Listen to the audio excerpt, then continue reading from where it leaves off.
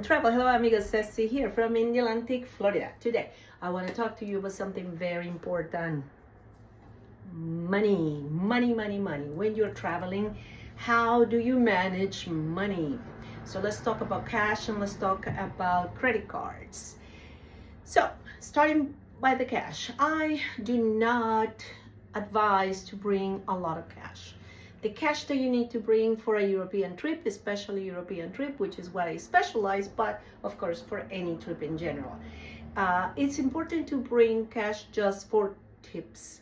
Honestly, very small petty cash if you wanted to buy something small like coffee or a soda or water, then you do need a little cash. You don't have to. Many places will just use the card as well. But I think that having a little petty cash for that is important. But any restaurant, anytime you're spending more than 20, 30 euros, you should use your credit card. Why? Because it's protecting you from not having cash to be stolen. And second, because you make points. You want points. Even though a lot of people have different opinions about points, accumulate them in one way or the other, either to have a rebate or to accumulate them to travel in the future. I advise on that. I can give you a nice strategy that it works to get some perks. But the important thing is to have the right credit card. So cash, if you're traveling by yourself, separate the amount of tips you need. That will be depending on the type of trip. If you have private tours, if you have group tours, so you know exactly how much tips you need to have. The tips need to be done in cash. Why?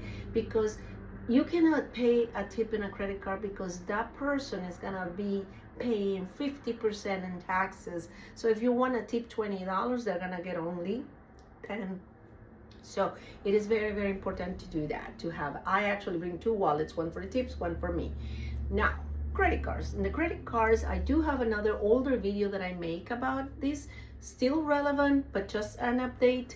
There are now credit cards that you just get them specifically for the trip. I have a friend who does it. She puts $2,000-3,000 in that card and then she goes travels with it. So there's no risk of fraud or being cloned or stolen, etc.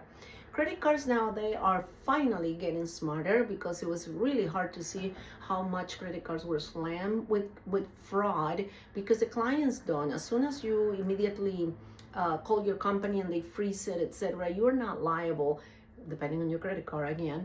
But if you have a credit union, be very careful. Do not travel with credit union unless you call your bank, your credit union, and they tell you, oh yeah, if your card gets compromised, we will refund the money. Let me hear about that. I don't think that happens.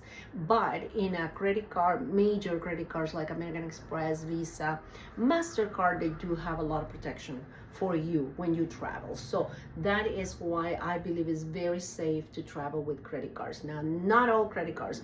Always verify that you are not going to be charged foreign fees, F-O-R-E-I-G-N fees. That is international fees. They know you're not from there, so they are charging. Do not. You have to make sure the one that you're taking to your trip has zero fees when you travel, and it pays you the most for travel. They're gonna pay you points or any rebates or anything like that. So that is my recommendation to you. Don't bring in a lot of cash, depending on the length of your trip. If you travel 1 week or 2 weeks, we will advise you. You know that when you have a good advisor, they're gonna tell you exactly that. Now, when you go to Europe, everybody in the European community uses the euro. That's the currency. The euro is just a little bit more dollars, let's say. It's just multiplied to round it to 1.2, and then you will have this like 1.25 per euro. So it is just a bit more, and depend, of course, it changes. The rate of exchange changes depending with the economy. But the euro is very easily obtained by your bank, but you have to make time. They usually take a day or two. They order, and then you buy your euros. You can buy 400, 500, as many as you want. And the third option is to bring an ATM, but you bring the ATM. You don't use the ATM when you're doing your purchases. You don't use your ATM anywhere to pay anything. The only time you bring your ATM is if you think you might run out of cash. I bring them all the time. I don't run out of cash. Now I'm very good about what I'm spending and where the money is coming. And I also keep euros flowing because I go very often. But the important thing is that your ATM is only coming if you're going to use an ATM to get cash from there.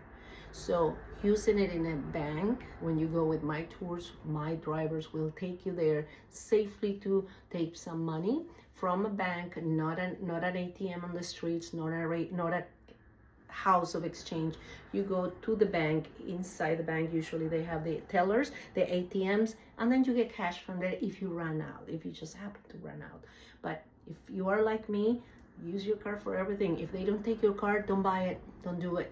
That's the best way I can advise you to run your money, because everything that is in your credit card is a lot more organized. You can track more your expenses that way. All right, those are my tips for today. Don't forget, subscribe, like, comment, and let me know what other topics you would like me to talk about in travel. I'm your travel girl. Goodbye, amigos.